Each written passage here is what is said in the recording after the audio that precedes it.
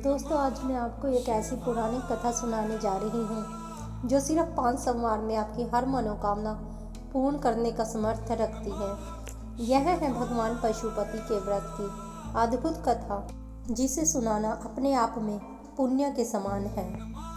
एक समय की बात है जब शिव मृग का रूप धारण कर गहन अध्ययन और समाधि में मगन थे। उसी समय देवताओं पर भारी आपत्ति आ पड़ी थी। दानवों और राक्षसों ने तीनों लोक, स्वर्ग, भूमि और पाताल लोक में अत्याचार मचा दिए थे। देवताओं को याद आया कि इस समस्या का समाधान केवल भगवान शिव ही कर सकते हैं। इसलिए वे शिव को मिलने कैलाश गए, लेकिन शिव को अनुपस्थित देखकर भगवान ब्रह्मा और विष्णु दोनों चिंतित हो गए और दोनों देवता भगवान शिव की खोज में निकल पड़े। इस रमणीय क्षेत्र में एक मोहक 3 सींग वाला मृग विचरण करते देखा। उन्होंने मृग रूपी शिव पर शक होने लगा। योग विद्या से ब्रह्मा जी ने तुरंत पता लगाया कि यह मृग नहीं बल्कि भगवान आशुतोष है। वाराणसी वापस ले जाने के प्रयास में उनके पास पहुँचे, लेकिन जब शिव ने देखा कि सभी देवी देवता उनकी ओर आ रहे हैं तो उन्होंने अचानक नदी में छलांग लगा दी।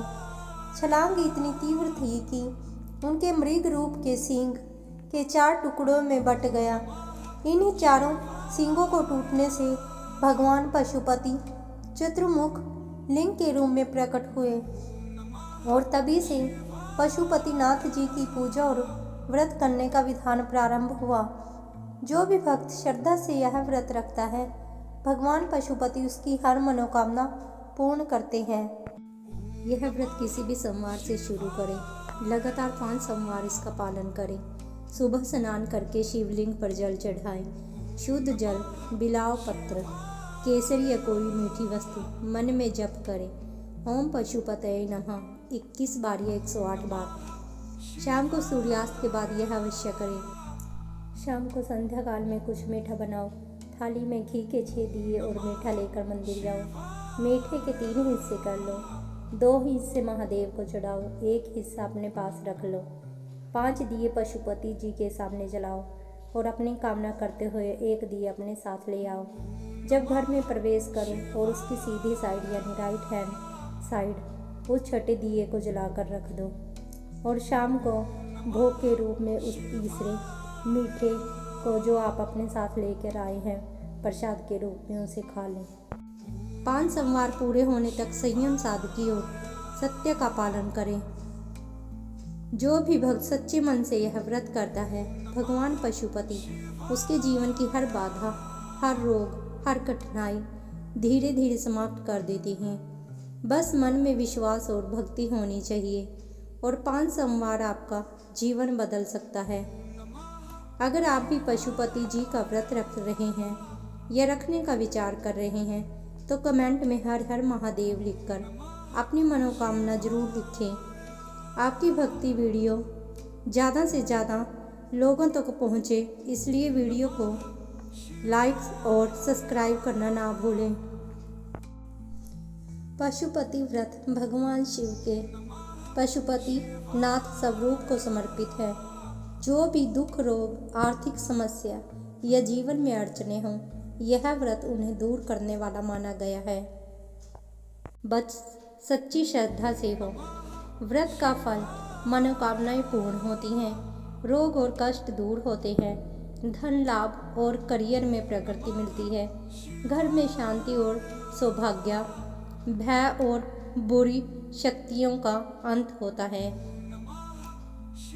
जो भी भक्त श्रद्धा से यह व्रत करता है, भगवान पशुपति उसके जीवन के हर अंधकार को मिटा देते हैं। बस विश्वास रखें, 5 सोमवार आपका जीवन बदल सकते हैं। पशुपति व्रत के उद्यापन की विधि कुछ इस प्रकार है। पशुपतिनाथ व्रत का उद्यापन प्रदोष काल में करना होता है। प्रदोष काल मतलब जब भी सूरज डूबता है तो उसके 30 या 40 मिनट पहले का समय और 30 से 40 मिनट बाद का समय होता है। जब आप उद्यापन करेंगे तो 5वें सोमवार व्रत वाले दिन शाम को ही उद्यापन करना है, न कि 6ठे सोमवार को। 108 चावल के दाने, 108 मूंग के दाने, 108 बिलाव पत्तर, 108 मखाने आदि इसमें से कोई भी एक सामग्री ले। बहुत से लोग 108 पूरे के पूरे एक साथ चढ़ा देते हैं। ऐसा नहीं करना है, पूरा एक साथ नहीं चढ़ाएं। एक एक करके शिवलिंग पर आप जो भी 108 बिलाव पत्र मूंग के दाने जो भी ले रहे हैं उनमें से एक एक करके चढ़ाना है। इसी के साथ एक श्रीफल नारियल पर मोली लपेट कर उस पर अपनी श्रद्धा सामर्थ्य अनुसार 1151 रुपये रखकर भगवान भोलेनाथ से अपनी मनोकामना मांगते हुए शिवलिंग को समर्पित करना है। भगवान से जरूर कहें कि भगवान, मैंने इस कामना से इस पशुपतिनाथ व्रत को पूरा किया है। आज मैं उद्यापन कर रही हूँ। मेरी जो भी मनोकामना है आप इसको जल्द से जल्द पूरा कर दें। यदि कोई भक्त सच्चे मन से सही तरीके से इस व्रत को करता है तो जल्दी ही इस व्रत का फल उसे अवश्य मिलता है। हर हर महादेव। ओम नमो पार्वती पते शिव हर हर महादेव शंभो।